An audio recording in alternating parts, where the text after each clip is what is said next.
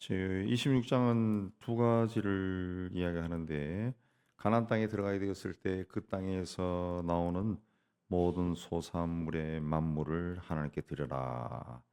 그리고 11조의 해에 3년마다 11조 해를 지켜서 사람들과 함께 즐거워하라 그랬습니다. 12절에 그렇게 했습니다. 내 소산의 2절을 보면 토지의 모든 소산의 만물을 거둔 후에 이 만물이라고 하는 말 자체가 조금 우리가 이제 받아들이기는 조금 좀 특이한 단어인데 옛날 우리 그 조상들이 이제 성경을 이제 번역할 때 맏아들 뭐 이렇게 맛이라는 말을 쓴 건데 만물은 첫 열매입니다. 첫 열매. 모든 토지의 모든 소산의 첫 열매를 거둔 후에 그걸 하나님께 가져와서 바쳐라 그랬습니다. 그러니까 하나님께서 소산의 첫 열매를 바치는 것은 하나님이 약속하신 것을 이루어 주신 것에 대해서 감사를 드리는 겁니다. 감사를. 하나님께서 이스라엘 조상 민족에게 약속하신 대로 가나안 땅을 주셨고 그 땅에서 농사를 지어서 이 열매를 얻었습니다. 제일 처음으로 우리가 얻은 겁니다. 그래서 그걸 이제 하나님께 가서 바치는 거죠. 바치는 거죠. 그래서 5절에 보면은 방랑하는 아람 사람으로서 애굽에 내려가 거기에서 소수로 거류하였더니 방랑하는 아람 사람은 야곱의 생애를 압축적으로 이해하게 하는 겁니다. 야곱은 둘째 아들로 태어났기 때문에 성경적인 기준에서 보면은 복과는 상관이 없는 사람입니다. 성경에서 이야기하는 하나님의 질서에서 복은 첫째 아들을 통해서 다 내려가요. 복과 상관이 없는데 야곱이 이제 마다 장자의 축복을 받게 되죠. 그것 때문에 야곱이 그야말로 고난의 길을 걸어가죠. 멀리 삼촌의 집에 가 살다가 또 돌아오고 또 훗날 애굽에 또 내려가 살게 되고 그 고난의 길을 걸어갑니다. 그러니까 야곱의 삶을 통해서도 우리가 생각할 수 있는 것은 축복이라는 것은 그저 하늘에서 떨어지는 것이 아니라 고난과 함께 온다. 고난과 함께 온다. 그 고난을 고난 속에서도 하나님의 손을 잡고 하나님의 인도함을 구하며 계속 그 하나님 중심의 하나님을 세우고 흔들리지 아니하고 하나님이 기뻐하는 그 길로 계속 걸어가는 겁니다. 그게 종국적으로 그렇게 해야 거기서 축복이 나온다는 거예요. 복을 받을 수가 있다는 거죠. 그래서 애굽에 내려가서 크고 강한 민족으로 번성했습니다. 민족. 물론 야곱도 살아가면서 이제 가족이 있고 아내와 아이들이 있고 거기서 소소한 인간으로서 행복을 누렸겠죠. 그러나 그 가문이 강하고 큰 민족이 되고 번성한 것은 400여 년이 흐른 후라고. 400여 년이 흐른 후죠.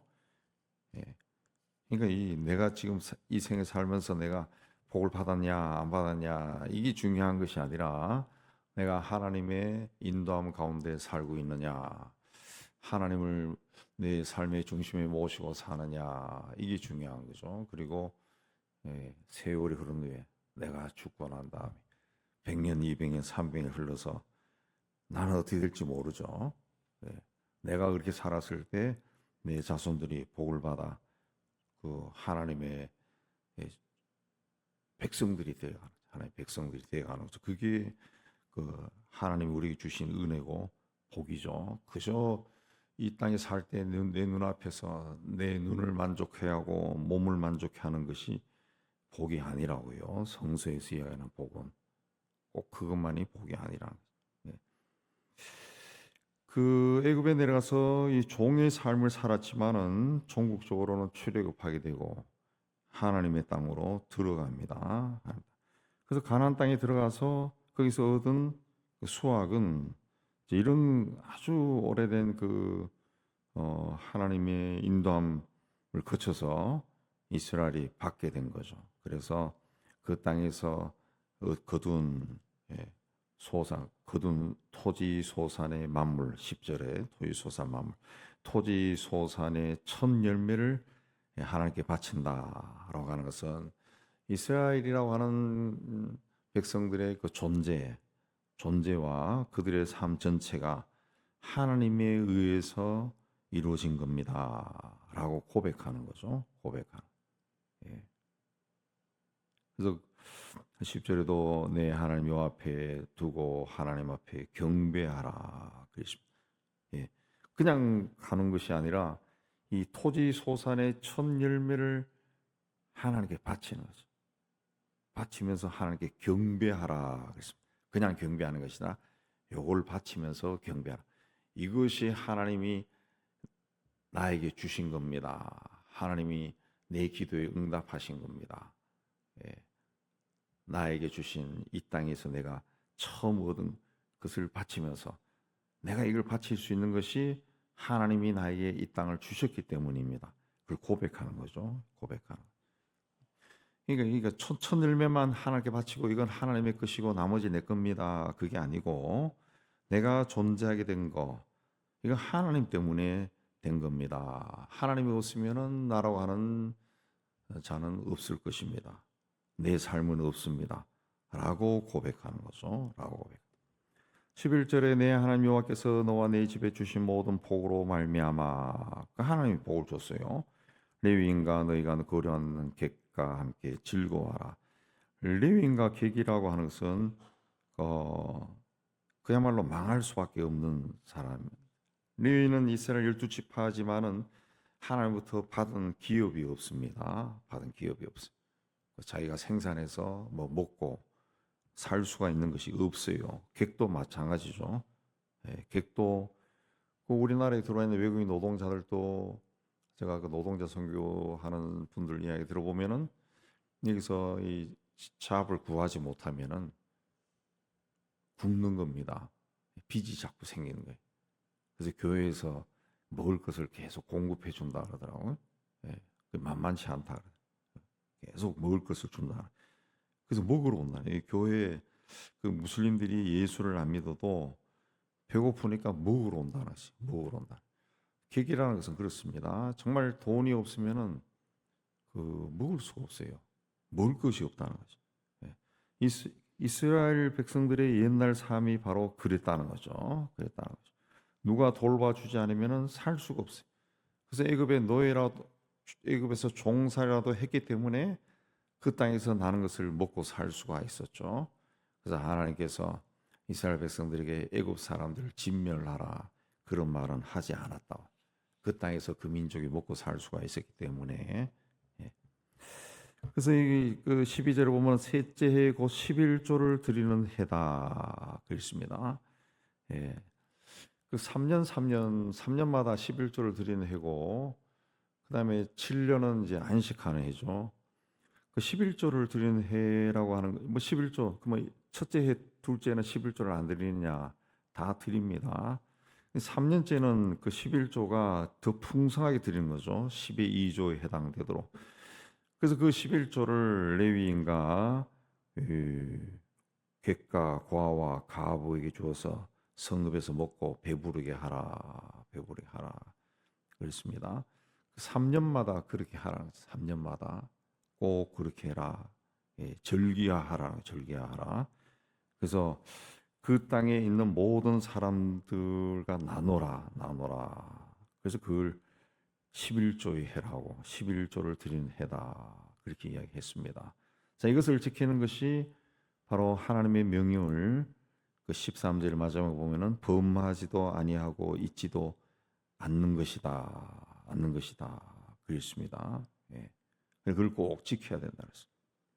그 15절에 보면은 그래서 이스라엘 백성들이 주의 백성 이스라엘에게 복을 주시며 우리 조상들이 맹세하여 우리에게 주신 적과 꿀이 흐르는 땅에서 복을 내리소서 할지니라. 이런 하나님이 하신 말씀을 다 지키면서 하나님 하늘에서 나를 보시고 우리에게 복을 주세요.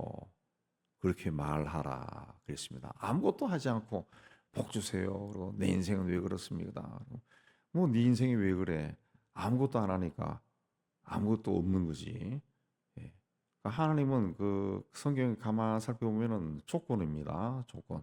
이렇게 해야 복을 받고 저렇게 하면 저주를 받고 하나님께 가까이 가면 하나님 또 나도 너희들 가까이 가고 너희가 나를 사랑하면 나도 너희를 사랑한다. 그렇습니다.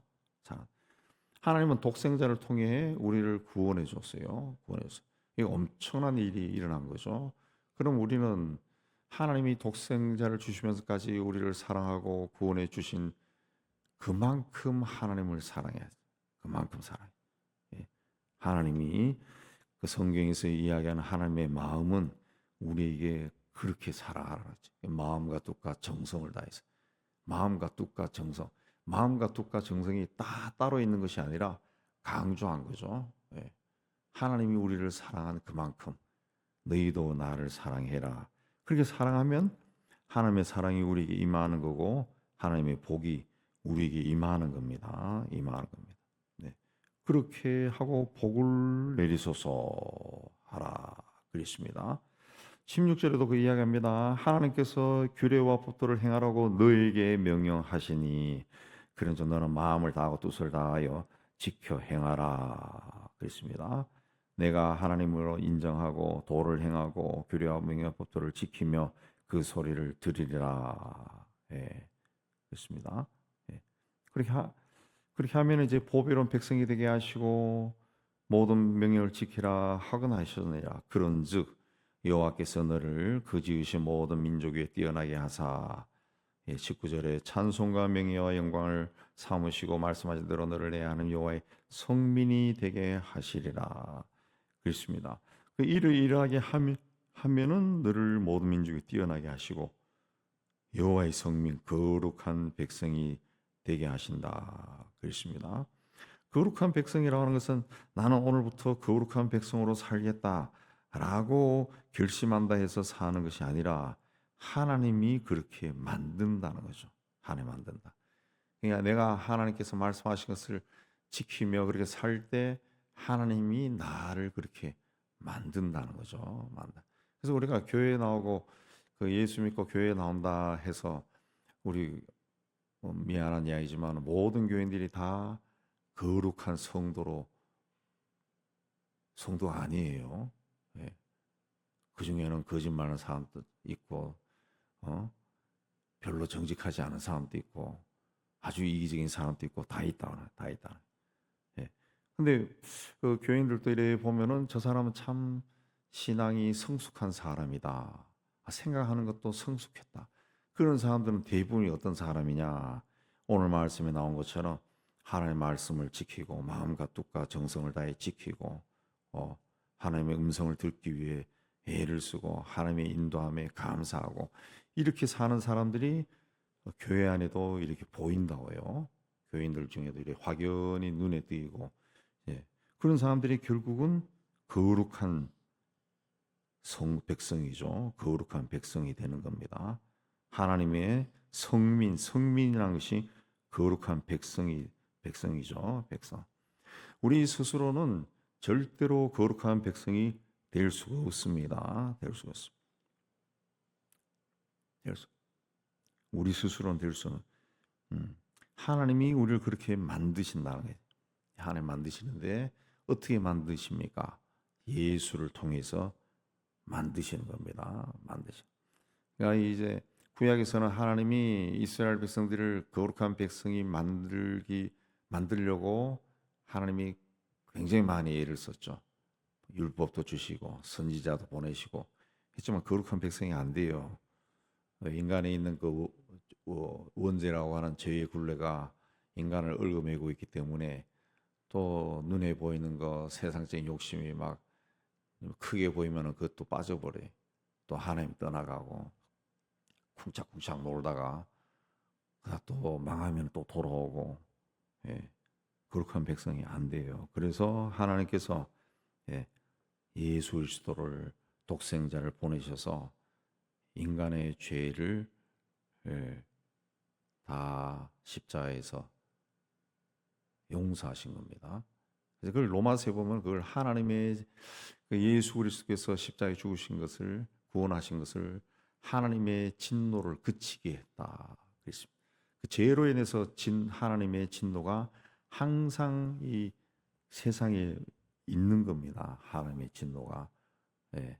근데 예수를 통해서 그 진노가 그치게 된 겁니다. 지금 또 세상에는 하나님의 진노가 있어요.